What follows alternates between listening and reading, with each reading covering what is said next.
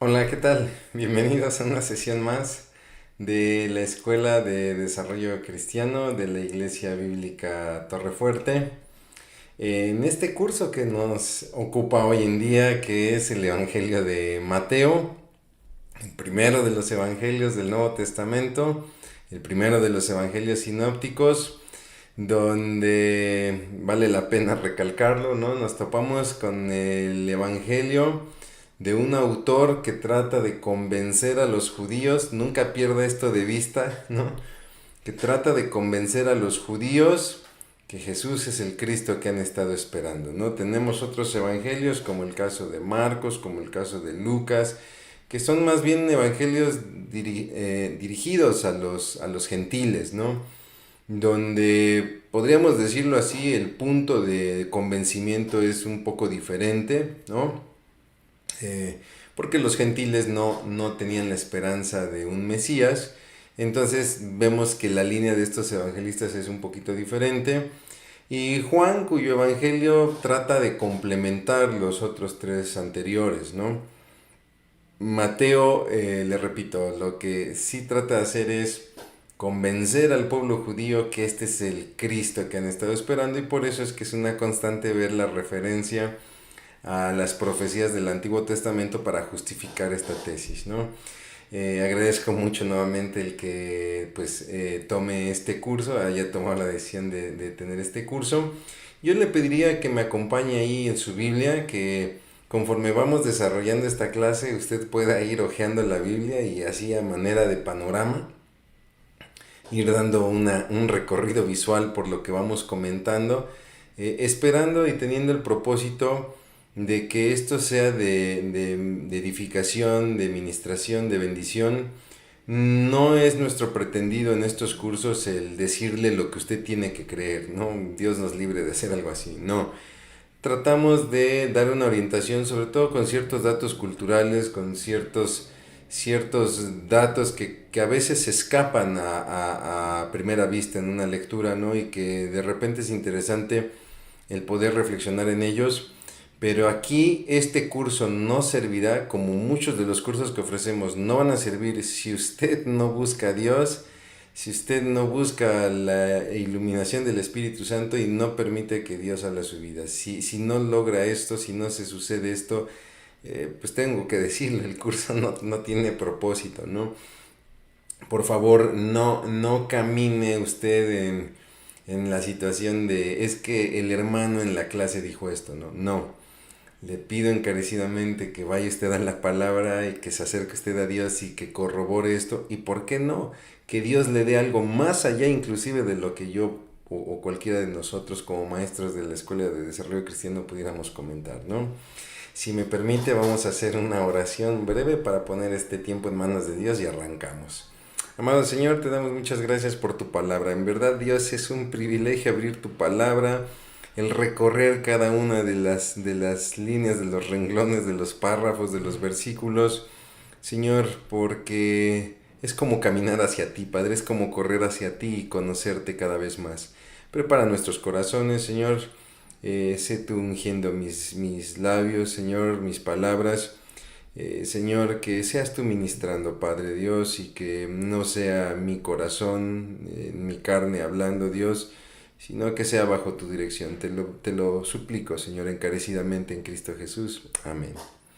Muy bien, pues le decía yo que estamos entonces en el Evangelio de Mateo. Estamos ya prácticamente en lo que sería nuestra novena sesión, la novena sesión de nuestro curso,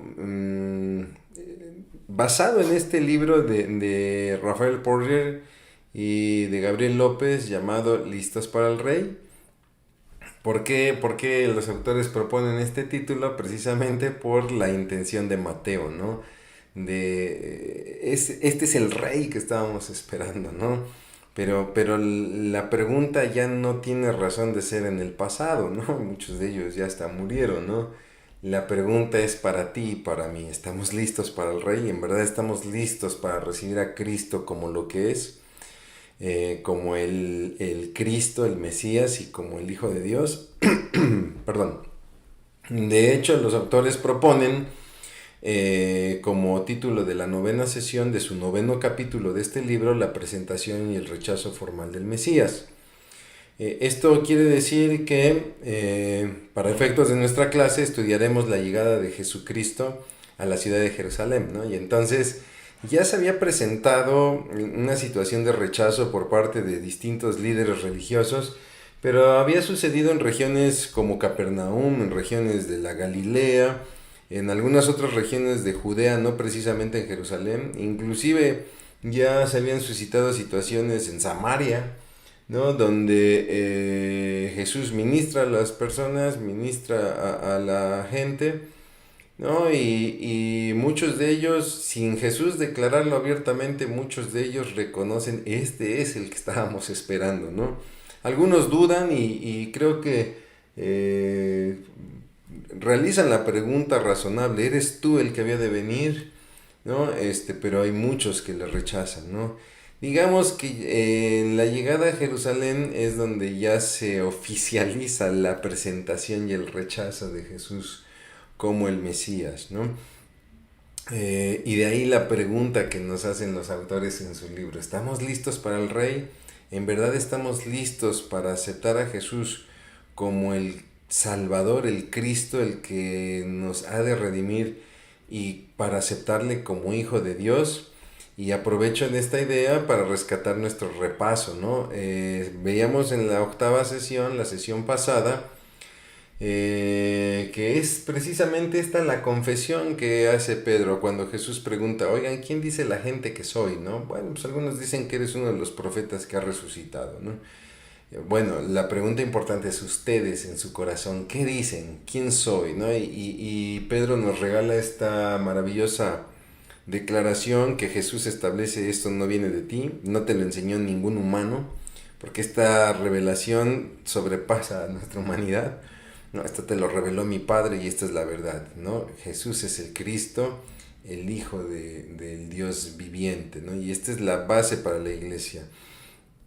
La iglesia no tiene razón de ser si no cree en Jesús como el único Salvador, el único camino y la verdad y la vida para llegar al Padre y a la salvación, y si no puede aceptar que Jesús es el Hijo de Dios, ¿no? Simplemente la iglesia no podría tener razón de ser, aunque sabemos hay movimientos religiosos que toman a Jesús como un mero profeta, no toman a Jesús como un mero sabio, ¿no? Y no aceptan la divinidad de Jesús como Hijo de Dios. Bueno, no es el propósito de esta clase hablar acerca de otras religiones, pero sí es propósito de esta clase el enfatizar la importancia, porque de esta declaración Jesús establece la base, ¿no? Sobre esta piedra, sobre esta verdad, es que yo edificaré mi iglesia. La iglesia tiene que estar edificada en la verdad de que Jesús es el Cristo y es el Hijo de Dios, ¿no? Veíamos este pasaje acerca de las llaves del reino, donde le decía yo, no se trata de dar unas llaves para abrir determinadas puertas, ¿no? Sino más bien para dar una autoridad, ¿no? Es Jesús entregándole a sus discípulos, ¿no? Quienes serán los ministros en su iglesia, pues les está dando la autoridad para hacer las prohibiciones o las permisiones, pues que ellos consideren cabales, ¿no? Y lo mismo pasa hoy en nuestros días, ¿no? Hoy en día nuestras autoridades en las iglesias, el pastor, ¿no? Los ancianos de la iglesia, los mismos diáconos pueden tener también cierta autoridad, cierta área de autoridad, ¿no? Donde ellos tienen el respaldo no solamente de otra autoridad humana, sino del mismo Dios, de ejercer sus prohibiciones o permisiones, ¿no?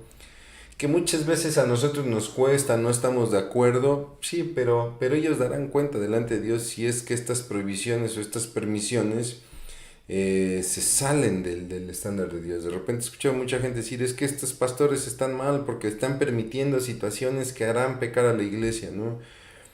Pues quizás sí, quizás no. A nosotros lo único que nos toca es obedecer. ¿Por qué? Porque Dios los pone, Dios pone reyes, quita reyes, dice su palabra. Y bueno, pues si ellos han decidido mal, ellos tendrán que entregar cuentas, ¿no? Nosotros entregaremos cuentas de nuestra obediencia en ese sentido, ¿no? Y aunque quizá mi líder, mi pastor, inclusive hasta mi jefe en el trabajo, si fuera de la iglesia, ¿no? Nuestros propios padres, si quizá tomaron una mala elección, nuestro deber es obedecer, porque es lo que a Dios le agrada, ¿no? Y tenemos que tener mucho cuidado porque muchos de nosotros tarde o temprano estaremos también en una situación de liderazgo como cabezas de familia, como quizá jefes en un trabajo, gerentes, ¿no? Supervisores, y en la misma iglesia como líderes, como pastores. Y bueno, tenemos que estar conscientes que nuestras decisiones, que cada una de nuestras decisiones tendrá que ser entregada a cuentas delante de Dios, ¿no? Pero es importante este hincapié porque el Señor Jesucristo lo va a volver a mencionar posteriormente en otra situación que se da donde reitera esta idea de las llaves del reino, ¿no? Hay un plan divino que Dios establece ante la declaración de Pedro. Jesús establece un plan divino el cual contempla el sufrimiento del siervo, del siervo del Señor, lo que se conoce como el siervo sufriente, lo cual de repente los discípulos no entienden muy bien, ¿no?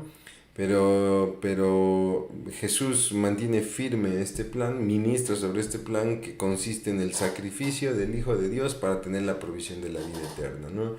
Y ante de repente la negativa en primera instancia de los apóstoles de no, es que no te debe de suceder esto, en particular de Pedro, no, yo creo que Pedro fue el vocero, ¿no? Pedro dijo lo que los otros pensaron, al menos le comentaba yo en la sesión anterior, yo hubiera sido de la misma opinión, no, no, Señor, que no te pase eso, ¿no? O sea, nosotros estamos aquí para apoyarte, porque yo creo que también hubiera sido ignorante en esta situación, no hubiera yo entendido el propósito, pero Jesús da una administración muy linda, ¿no? Porque habla acerca de su plan que consiste en un sacrificio, en otro evangelio nos dice, si no me equivoco es el de Juan, que es necesario que el trigo caiga en tierra y muera para que pueda llevar fruto, ¿no? Y entonces en el plan de salvación el fruto es la redención del hombre, la reconciliación del hombre con Dios, y solamente podrá ser necesario a través de la muerte del Señor Jesucristo. Era necesario que el Señor muriese, ¿no? Y de ahí viene esta lección de tener cuidado de no aferrarnos a la vida, porque entonces la podremos perder. Es decir, si nos aferramos a nuestra vida mundana, podremos perder la vida eterna. Pero si nosotros estamos dispuestos a perder nuestra vida mundana, podremos ganar a través de Cristo Jesús, obviamente, la vida eterna, ¿no? Vimos el pasaje de la transfiguración, que es una revelación muy clara de que Jesús es el Hijo de Dios, es el Cristo, lo que había declarado Pedro, ¿no? Estas dos grandes verdades: Jesús es el Cristo, es el Mesías, es el prometido y es el Hijo de Dios, ¿no? No es el Hijo de David, no es el Hijo de Abraham, no, Él es el Hijo de Dios, ¿no? No hay mejor señal, y lo comentábamos en la sesión pasada. Los fariseos demandaban una señal. Yo creo que esta señal hubiera sido algo como lo que ellos esperaban, aunque aún así dudo que hubiesen creído, aún con todo esto, ¿no? O quizá lo hubieran exaltado, ¿no? Y entonces se hubiera roto el propósito. El propósito de nuestro Señor Jesucristo era ser entregado en la cruz. Por eso es que vemos una constante en el Señor Jesucristo donde obraba ciertos milagros y le decía a la gente, por favor, no menciones nada, porque no ha llegado mi tiempo, ¿no? El tiempo de la exaltación de nuestro Señor Jesucristo será en su segunda venida. Ahí sí será una exaltación pública. En la primera venida de nuestro Señor Jesucristo fue más bien un ministerio como siervo sufriente, ¿no? Entonces de ahí la necesidad de que Él padezca. Sin embargo, veíamos también una lección muy interesante acerca de el tener mucho cuidado de no ser piedra de tropiezo para otros, y entonces propone tres situaciones, ¿no? Toma un niño y le dice a los discípulos que para entrar al reino de los cielos hay que tener la humildad de ese pequeño, ¿no? no habla de que tenemos que ser niños ni caer en conductas infantiles, no, está hablando de la humildad del corazón. Y cuando nosotros vemos a los niños no son prejuiciosos, ¿no? Es interesante porque nosotros salimos a la calle, de repente vamos al súper o vamos en el camión, y si vamos solos vamos callados o llevamos un libro, etcétera, ¿no? Y si acaso los educados saludan con un buenos días, etcétera. Pero me llama la atención cuando por ejemplo yo llevo a mis hijas, ¿no? Porque se sientan y adelante va otra personita con sus hijos, y de repente ya los niños se van saludando y ya se van platicando, etcétera. ¿Por qué? Porque la verdad es que su corazón no está atado a muchos prejuicios como nosotros, ¿no? Y eso creo yo que es lo que también Jesús demanda de nosotros, ¿no? Sobre todo en su obra como es la iglesia. Nos da una lección acerca de tener precaución en cuanto, por ejemplo, a la ocasión de caer, tener mucho cuidado. Habla acerca de si tu mano o tu pie es ocasión de caer o si tu ojo es ocasión de caer, que habla de cortar o de arrancar, aunque decíamos que no es una traducción literal, pero es el punto medular, la enseñanza medular en esto es que tenemos que tener mucho cuidado de no ser piedra de tropiezo para otros, ¿no? Y remata la enseñanza con la parábola de la oveja perdida, eh, cuya enseñanza central es la importancia que Dios tiene para el perdido, ¿no? La importancia que Dios tiene para aquellas personas que están perdidas y que Dios no desea que vivan en esa perdición, ¿no? Decía yo, no es garantía de que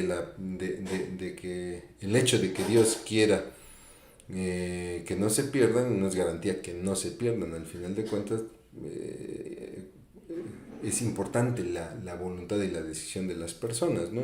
Que de repente toman este pasaje como estandarte para colocárselo a los pastores y decir es que tú tienes que ir a buscar al hermano, a la hermana que ya no quiere venir, etcétera. Y ojo, porque entonces aquí perdemos el propósito original de la parábola, ¿no? También nos enseña cómo restaurar la ofensa cuando somos ofendidos, y habla de un proceso donde podemos restaurar a la persona en privado, ponernos a cuentas con la persona que nos ha lastimado, ¿no? Y entonces viene una especie como de escala, ¿no? Como de escala de niveles. Si no te hace caso, entonces en presencia de 2 o 3 testigos, muy importante, le decía yo, que sean maduros sobre todo, ¿no? Si aún así no quiere hacer caso, bueno, delante de la iglesia, y si aún así muestra cierta necedad, pues entonces dale un trato como de gentil publicano, es decir, que no participe en cosas importantes hasta que no cambie su actitud, ¿no? Uno de los errores que a veces cometemos mucho en las iglesias es que la gente tiene conflicto con otras gentes y aún así les permitimos servir, ¿no? Y creo yo que una medida disciplinaria importante es, a ver, no te voy a dejar servir hasta que no te pongas a cuentas en esta situación, ¿no? Porque si no, entonces este asunto podría crecer y después puede afectar inclusive a la iglesia. Y lo importante para servir es tener un corazón sano, ¿no? No digo que no esté lastimado, ¿no? Pero que en tu dolor tú puedas caminar en el perdón, ¿no? Eso creo yo es muy importante, porque el perdón nos ayuda por cuanto nosotros fuimos perdonados. Esa era una de las razones que veíamos, y la otra, porque evita que después pues caigamos en males más profundos, como le decía yo, la amargura, ¿no? Así a grosso modo fue la sesión octava, y entramos a la sesión novena, donde ya viene un viaje a Jerusalén, donde Jesús ya prácticamente va a Jerusalén con 2 motivos, ¿no? Los 2 propósitos ya para presentarse en Jerusalén del Señor es delante de toda la nación. Prácticamente Jerusalén es la capital de la nación, establecida por el rey David. Ahí se concentra el templo, ¿no? Ahí se concentra el centro económico, político y religioso de la nación. Bueno, ahí es donde Jesús se va a presentar como el Mesías. Y el otro propósito es que ahí también va a ser rechazado. Había sido rechazado por ciertos líderes religiosos en sinagogas de Capernaum, en las sinagogas de Galilea, de Nazaret inclusive, ¿no? De su propio, del propio lugar donde pasó su infancia. ¿no? Pero ahora vendrá del rechazo nada más y nada menos que del propio Sanedrín, ¿no? Del sumo sacerdote inclusive, ¿no? Ambas situaciones, tanto la presentación de Jesús como el Mesías y su rechazo, ya fueron predichas, o sea, no es nada nuevo, por ejemplo, para sus discípulos, ¿no? Y tenemos que entender que a partir de aquí ya el Evangelio da un giro, ¿no? ¿Por qué? Porque todo lo que Jesús había predicho, que era necesario que el Hijo del Hombre padeciera, a partir de este momento ya no hay vuelta atrás. A partir de este momento Jesús, podríamos decirlo así, echa a andar con más fuerza porque ya había arrancado el plan de salvación, echa a andar con más fuerza ese plan, ¿no? Y entonces provoca el complot de los líderes religiosos. Ya estamos hablando de líderes religiosos poderosos, ¿no? Del sumo sacerdote, de los sacerdotes principales, etcétera, ¿no? Y por eso vemos ya, a partir de aquí, estamos hablando por ahí del capítulo 19 de Mateo hasta el final, que será el capítulo 28, estaremos viendo ya cómo se va gestando el proceso para el sacrificio de Jesús y la consecuencia, sobre todo la consecuencia para Israel por haber rechazado a su Mesías, ¿no?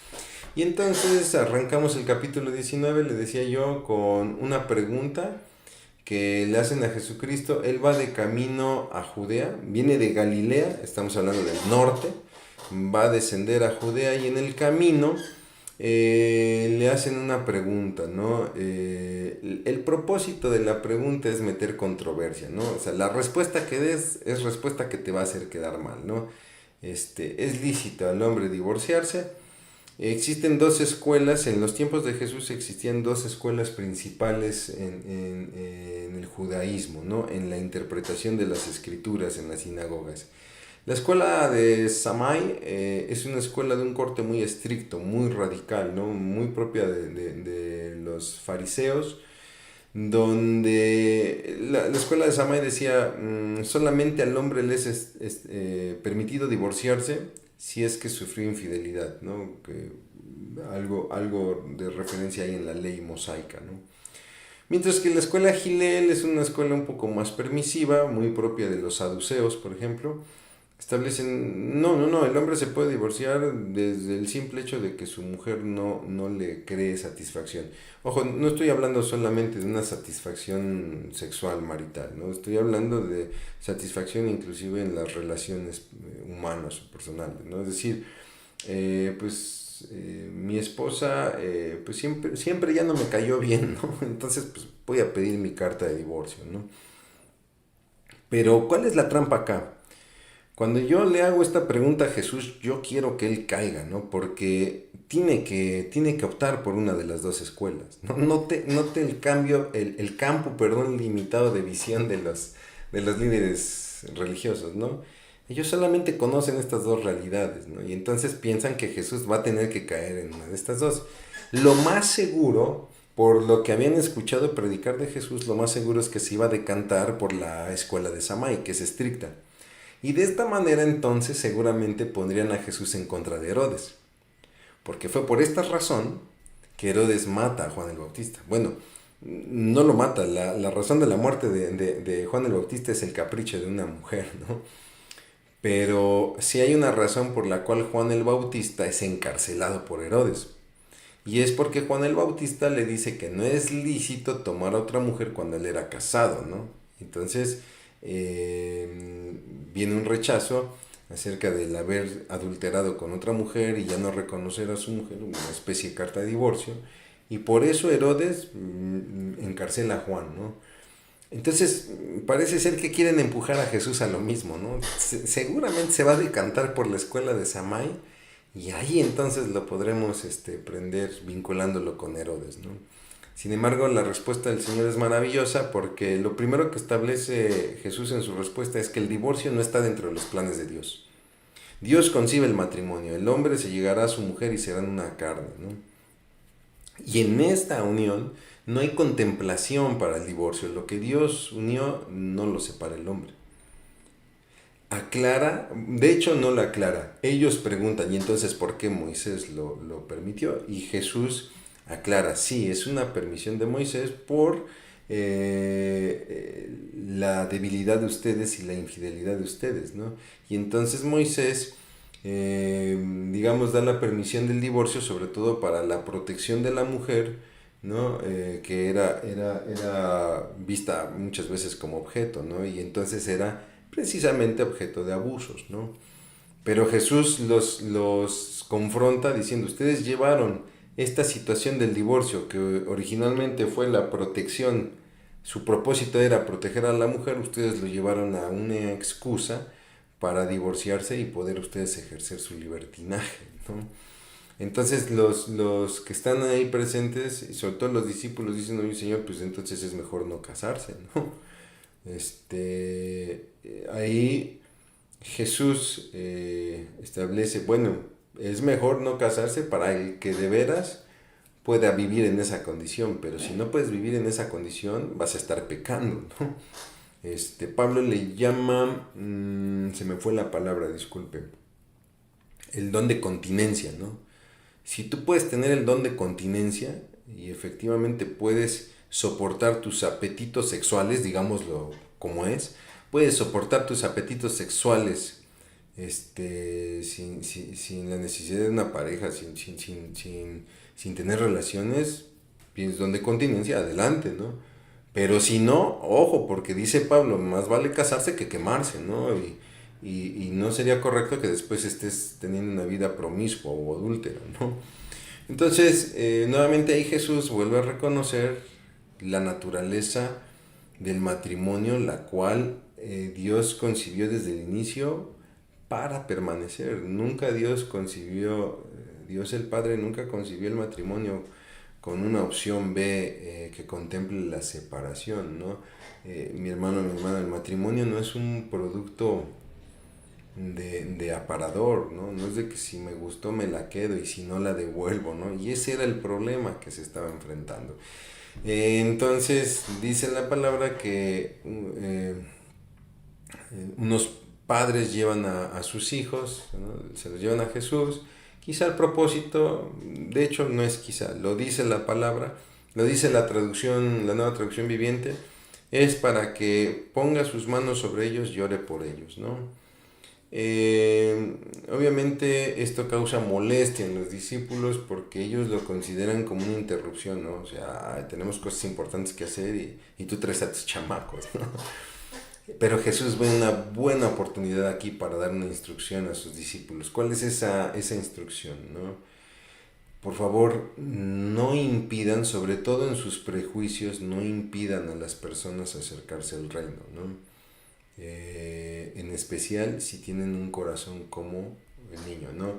Dejen que los niños se acerquen a mí porque de los tales es el reino de Dios, ¿no? Y no se los impidan. Ojo, porque de repente aquí tenemos esta idea de que todos los niños son buenos y todos los niños van a ir al cielo porque Jesús dijo que de los niños es el reino, ¿no? No, hay que tener mucho cuidado con eso, sobre todo en nuestros días donde podemos ver a chicos de 5 años, de 7 años, que ya tienen cierto grado de maldad y cierto grado de perversidad, ¿no? No me atrevo a decir si van a ir al cielo o no, porque yo no soy quien para decirlo, ¿no? Pero tampoco puedo aseverar que tienen el cielo ganado por el simple hecho de ser niños. Para los que me conocen, tengo dos hijas pequeñas, yo les digo que son mis pecadoras favoritas, ¿no? ¿Por qué? Porque ellas tienen situaciones, tienen detalles en su corazón como los tengo yo, como los tiene su mami, ¿no? Y ellas tendrán que descubrir su necesidad de Dios. Yo no puedo aseverar que mis hijas tienen ganado el cielo por el simple hecho de ser niñas, ¿no? De ahí mi interés como padre de que ellas conozcan a Dios, ¿no? De que ellas rindan su vida a Cristo, ¿no? Y eso es una situación personal entre mis hijas y Dios. Ellas me podrán decir que creen en Dios, pero solamente Dios y ellas saben cómo está esa relación, ¿no? A mí me toca regar esa semilla, ¿no? Como padre, pero el crecimiento lo dará Dios en la disposición que ellas tengan, ¿no? Entonces, lo que el pasaje está diciendo es que no le impidamos a nadie, ¿no? El acercarse al reino, sobre todo porque consideramos que hay cosas más importantes, ¿no? y esto me pone a pensar, si no muchas veces en el ejercicio eclesiástico, de repente, pensando yo que era importante hacer cierta actividad, llevar a cabo cierto ministerio, inclusive hasta negué a personas o impedí que personas se acercaran a la iglesia. Esto es algo que nos tiene que poner a pensar, ¿eh? Y sobre todo personas que en su corazón sí tenían el hambre y la sed de buscar a Dios, ¿no? Como un niño, ¿no? El pasaje termina con Jesús bendiciendo y despidiendo a los pequeños y obviamente a los padres, ¿no? Y entonces viene otra oportunidad de instrucción porque se acerca un joven que la Biblia describe como rico, ¿sí? Tiene muchas riquezas, ¿no? Y entonces este joven hace una pregunta interesante, ¿no?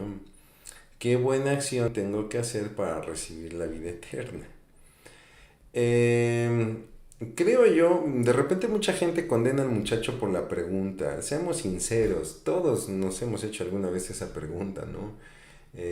Y más los que no tuvimos la situación de haber nacido, como le dicen comúnmente, ¿no? En cuna cristiana, es decir, en mi caso mis padres no eran cristianos, de mi familia yo fui el primero que conocí al Señor.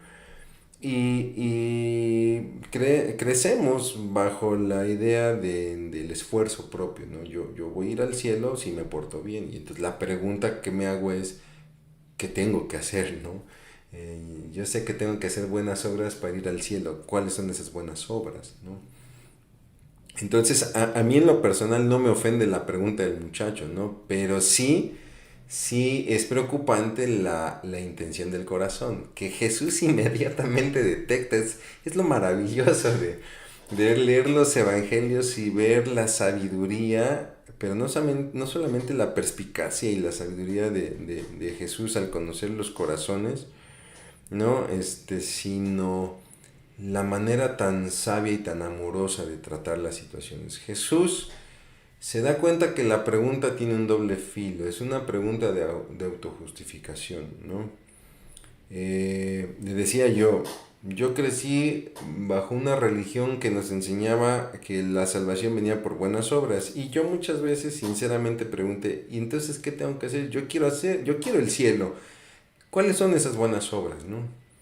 Pero el corazón del muchacho que nos describe este pasaje bíblico es diferente, porque él ya se considera bueno, ¿no? Y entonces ¿qué buena acción tengo que hacer? No porque tenga la duda, ¿no? Sino porque te vengo a decir que lo he cumplido. Mire, me pasa mucho, soy docente y de repente cuando tenemos capacitaciones docentes, me pasaba mucho cuando estudié una maestría en pedagogía y pues muchos de los que estábamos ahí éramos docentes en distintos tipos de distintos centros de trabajo, ¿no? Y era curioso porque el maestro estaba dando la clase y decía, si alguien tiene duda puede preguntar y muchos levantaban la mano, ¿no? Pero la realidad es que no eran dudas. Cuando el maestro empezaba a dar la palabra, empezaban algunos maestros, unas maestras. Pues yo con mis muchachos hago tal actividad y son muy buenos, etcétera, ¿no?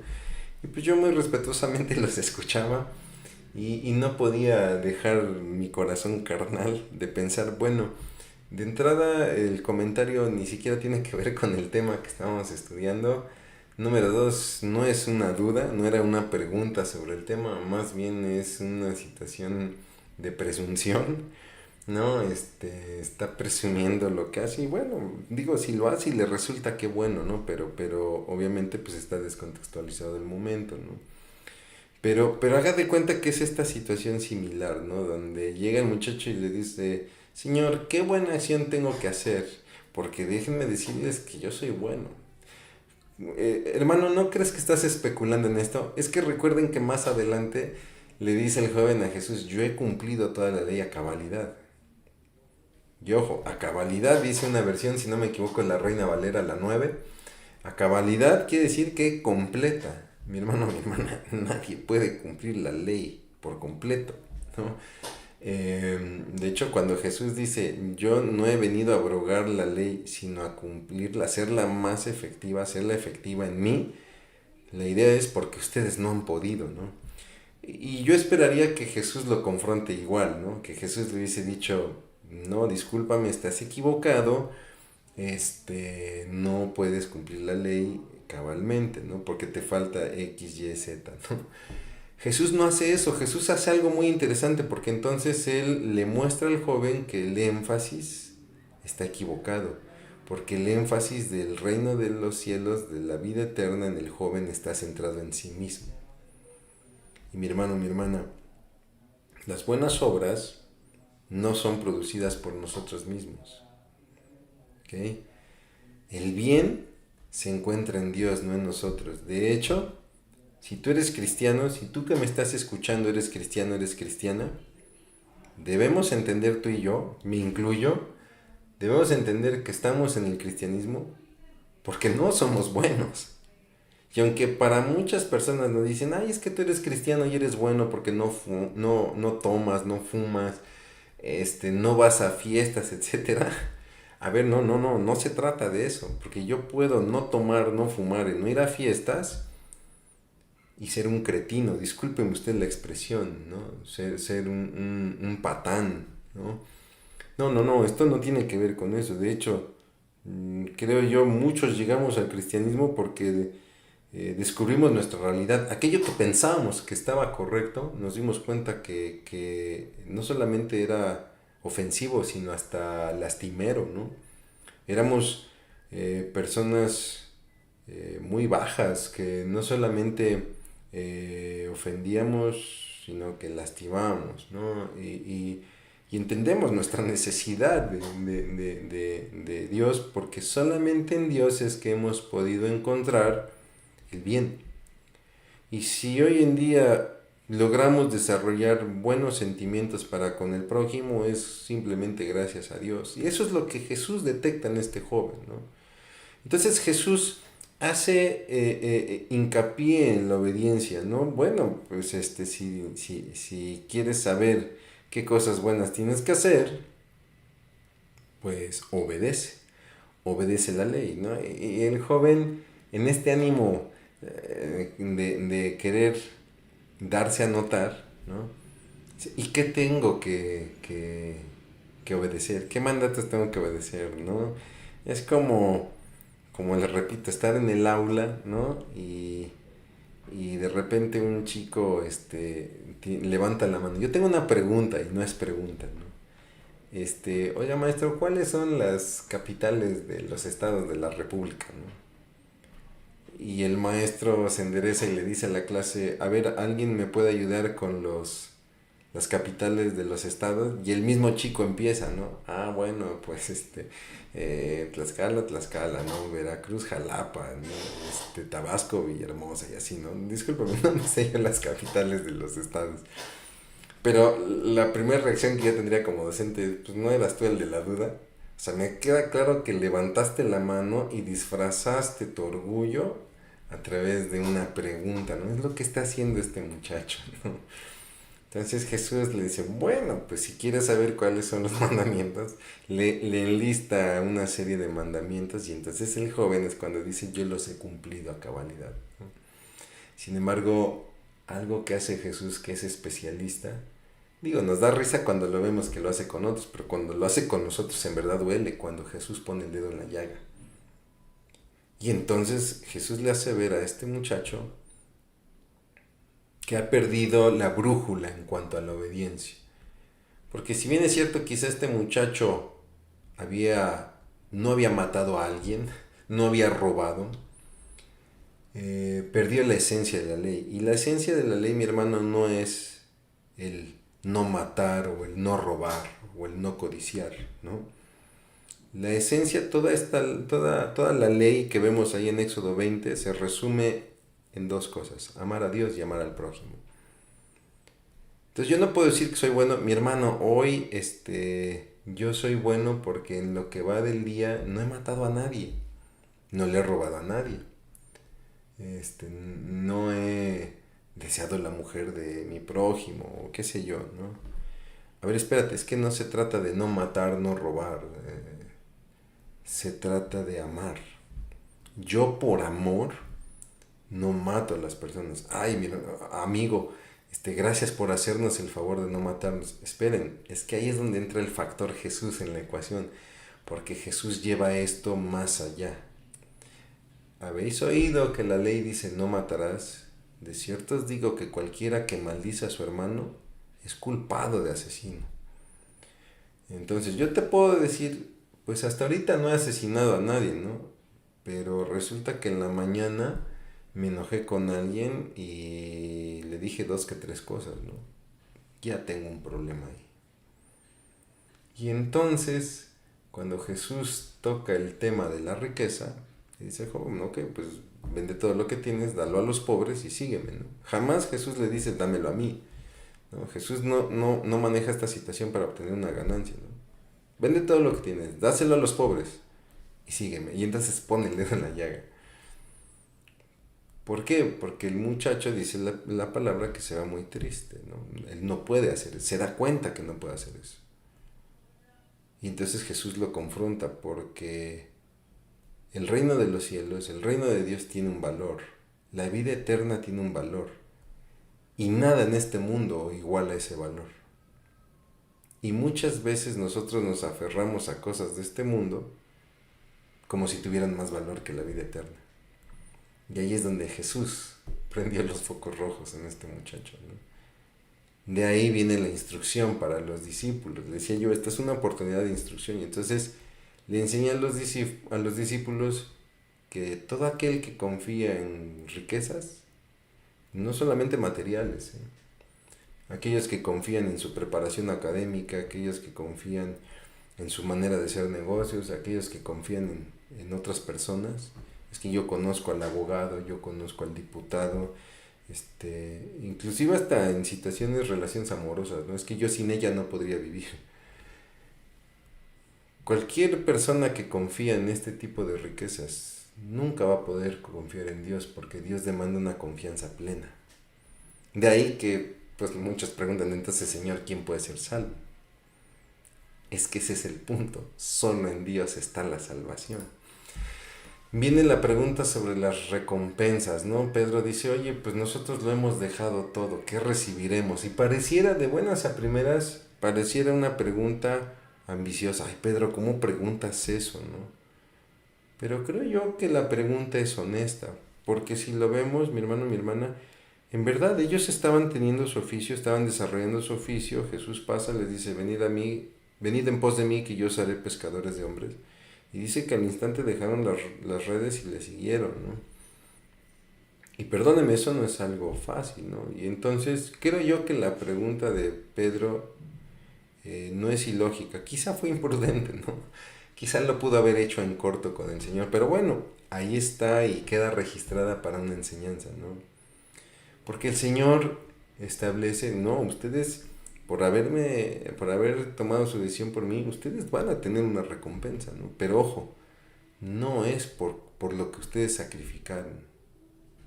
Porque si tú y yo pensamos que es gracias a nuestro sacrificio que vamos a obtener la bendición de la vida eterna y las coronas en el cielo, entonces nos empezamos a jactar en nosotros mismos. Y lo que Jesús establece no es por lo que ustedes sacrificaron, por el simple hecho de haber confiado en mí. Lo que tiene en valor es su confianza, no su sacrificio. Es el principio de Abraham. A Abraham le fue contada por justicia su fe, no su sacrificio. Y entonces Jesús establece que ellos ocuparán un lugar en el reino. Ellos empiezan a pensar, ok, como nosotros fuimos los primeros en creer, ocuparemos los primeros puestos. Y de ahí es que el Señor les responde con una parábola donde hay un señor que tiene una viña y donde contrata a jornaleros a distintas horas del día, ¿no? Los contrata por una cierta cantidad de dinero. Cuando llega el final del día y empieza a pagar, de repente los que trabajaron todo el día se molestan porque los que llegaron a la mitad del día o a las últimas horas de trabajo están recibiendo la misma cantidad de dinero. Y entonces ellos así como que, oye, yo estuve aquí todo el día y me estás pagando lo mismo que el que llegó al último, ¿no? Y la enseñanza es muy linda porque dice el señor de la viña, yo no te estoy fallando, yo te estoy pagando lo que te prometí. O sea, lo que yo le quiera pagar al otro es muy mi problema, ¿no? Discúlpame por la expresión tan coloquial. ¿Por qué? Porque Dios paga como Él quiere, como Él dispone. Dios no falló a su promesa y Dios no falla a sus promesas. A cada uno, con cada uno hizo llamémoslo así, un contrato, ¿no? Hizo un trato donde estableció lo que iba a pagar y a la hora de pagar pagó lo que dijo. La persona esperaba más porque supuso que por haber estado más horas, ¿no? Entonces, este principio, esta enseñanza no es para los fariseos, no es para los saduceos, es para nosotros, para los que estamos trabajando en su obra. No te extrañe, mi hermano, que el día que estemos delante del Señor, quizá por ahí había un hermano que quizá no estuvo tanto tiempo en la iglesia y reciba más coronas que tú y que yo. Y está bien porque eso es decisión de Dios. Dios determina las recompensas. Es muy linda esta enseñanza, la verdad. Viene una petición, ya están en Jericó, están muy cerca de Jerusalén, aparta a los 12, ¿por qué? Porque ya les dice de una manera más específica lo que va a suceder en Jerusalén, imagínense el impacto, ¿no? Y entonces la madre de Juan y de Jacobo o Santiago pide que ellos en el reino de Dios estén en un lugar especial, a la diestra y a la siniestra, ¿no? Y eso inclusive causa la molestia de los otros 10 cuando lo escuchan, ¿no? ¿Por qué? Porque sigue en todos una búsqueda de autoexaltación. Siguen buscando el primer lugar, el lugar más vistoso, ¿no? Y entonces Jesús les muestra que, si bien es cierto que los reyes enseñorean de las naciones y buscan escalar puestos, en el cristianismo no es así. El cristianismo se basa en el servicio. Ojo, el liderazgo, quieres ser líder, quieres ser el primero, este, primero sirve, ¿no? He visto mucha literatura acerca de liderazgo en el cristianismo y creo que no hay mucho que rascar, mi hermano, mi hermana. No se trata de tu capacidad de impactar a otros y este tipo de cosas, ¿no? Discúlpenme. No digo que no sea importante, pero primero que nada hay que servir. Ese es el principio básico del liderazgo, ¿no? Dos ciegos salen al encuentro en el camino y piden sanidad, ¿no? Y esta es una lección maravillosa para Israel porque estamos hablando ya de la entrada de Jerusalén, donde Jerusalén se jactaba de ser la ciudad iluminada porque tenían el templo y tenían las escrituras, etcétera, y sin embargo no veían al Mesías en Cristo. Y dos ciegos que pedían limosna fuera de la ciudad lo lograron ver, ¿no? Y entonces viene la entrada triunfal a Jerusalén, donde los discípulos son enviados por una asna y su pollino para cumplirse la profecía de Zacarías 9:9. Les repito, Mateo constantemente hace esto, está refiriendo a las profecías, porque su propósito en su evangelio es justificar a Jesús como el Mesías, como el prometido. La multitud le aclama como el Mesías, le declara como el Mesías. Ese era el propósito de ir a Jerusalén, hacerlo ya de manera notoria. Y entonces comienza el ministerio de Jesús en el templo. ¿Y cómo comienza? Pues haciendo una purificación, que es lo que establecía también la profecía acerca del que había de venir, ¿no? Que él iba a purificar el templo. Y sana a todos los enfermos que están ahí presentes. Si no mal recuerdo, hay ciegos y cojos, los sana. Y obviamente pues el Señor es alabado desde la entrada triunfal de Jerusalén y luego en el templo al haber hecho todos estos prodigios, pues es alabado y entonces los líderes se ofenden y Jesús les responde conforme a las escrituras, ¿no? Les refiere el Salmo 8:2, donde habla que de la boca de los pequeños y de los que maman perfeccionaste la alabanza, dice, ¿no? Entonces dice, pues esto es lo que está sucediendo, ¿no? Y entonces ahí ya Jesús está dando una declaración directa hacia el Mesías, donde él permite esta adoración, es porque prácticamente ya se está manifestando como el Mesías, y ya por la noche él regresa a Betania decidiendo quedarse en Jerusalén, quizá por evitar que fuera prendido, ¿no? Vamos a ver una constante ya en este tiempo de estar durante el día en Jerusalén, durante la noche en Betania, posiblemente en casa de su amigo Lázaro. Viene la condenación de Israel, porque él regresa al otro día a Israel, Y en el camino ve una higuera, se acerca para tomar fruto, la encuentra vacía y entonces maldice la higuera, ¿no? Y la higuera en otro evangelio nos dice que al otro día está seca, si no me equivoco es el de Lucas, ¿no? Mateo simplemente refiere que la higuera después se secó, ¿no? Y que los discípulos se sorprenden de qué tan rápido se secó la higuera, ¿no? Y esto es una muestra del juicio de Jesús también a Israel, porque al igual que la higuera, Israel está vacío, Israel no está produciendo fruto. Y el problema no es que produzca fruto, el problema es que no quiere producir fruto porque no quiere reconocer a su Mesías, ¿no? Y así como la higuera es enjuiciada por la palabra de Jesús, Israel será enjuiciado por la palabra de Jesús y será un juicio que empezará a tener dividendos ahí por el año 70 después de Cristo, cuando la ciudad sea destruida, ¿no? Hay una enseñanza también aquí donde Jesús le dice a los discípulos acerca de la higuera seca, ¿no? Ustedes podrán hacer estas cosas o más aún si conocen la voluntad de Dios, ¿no? La importancia de... Muchas veces nosotros pensamos que en el cristianismo, con la fórmula mágica de en el nombre de Jesús, podremos hacer maravillas, ¿no? No. Es importante que para que esto suceda conozcamos la voluntad de Dios, ¿no? Porque entonces yo puedo gastar mis rodillas orando, Señor, yo quiero el primer premio de la Lotería Nacional en el nombre de Jesús, en el nombre de Jesús, en el nombre de Jesús. Bueno, ¿está de acuerdo a la voluntad de Dios? No. Porque si no está de acuerdo a la voluntad de Dios, pues por más que use el nombre de Jesús, pues obviamente no ese es el asunto. La esencia es que podemos hacer cosas grandiosas, semejantes a las que hizo Jesús o mayores, si lo hacemos de acuerdo a la voluntad de Dios, ¿no? Jesús se presenta nuevamente al templo y vuelve a encontrar un templo vacío como la higuera, un templo estéril, ¿no? Y entonces vienen confrontaciones, preguntas, le preguntan sobre la autoridad. Esto es por parte de un grupo de sacerdotes que le preguntan de su autoridad, porque ellos sienten que se metió en un área que es de ellos, ¿no? Y entonces, ¿con qué autoridad haces estas cosas? Es una especie de trampa esta pregunta, porque si Jesús declara que es divino, entonces lo podían acusar de nombrarse Dios. Pero si él dice que es una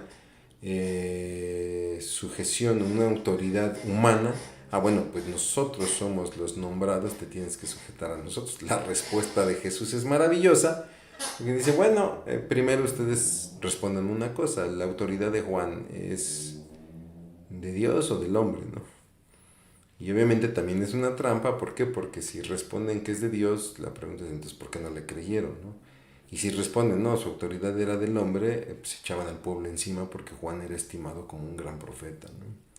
Y entonces ante esta situación Jesús responde con 3 parábolas, como son los 2 hijos, aquellos 2 hijos que el padre da una orden y uno dice que sí, pero no lo hace, y el otro dice que no, pero termina haciéndolo, ¿no? Los labradores malvados, aquellos que descuidan la viña y que cuando el dueño de la viña manda siervos, estos los matan y el dueño de la viña dice, bueno, si mando a mi hijo a ese le harán caso, y también lo terminan matando, ¿no? Y entonces habla de la destrucción de los labradores. Y también están los invitados indispuestos, ¿no? Donde un hombre convida a las bodas, ya tiene lugares reservados para sus amistades, y cada uno de ellos comienza a excusarse como no queriendo estar, ¿no?